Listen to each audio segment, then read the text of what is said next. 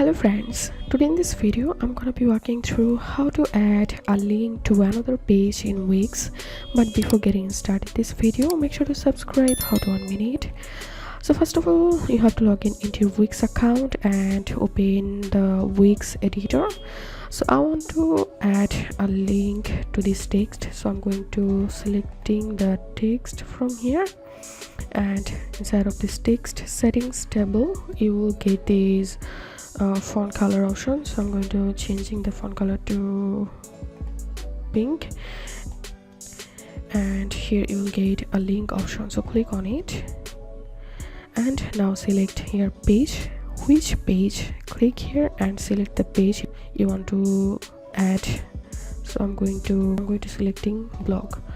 And how does it open? You can select open in a new window, or you can select open in current window. So I'm going to selecting here current window and done. So if someone click on this text, it will open my blog page. Now I'm going to clicking on preview,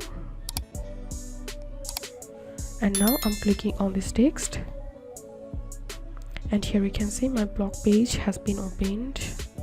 So this is how we can add link to another page in Wix website.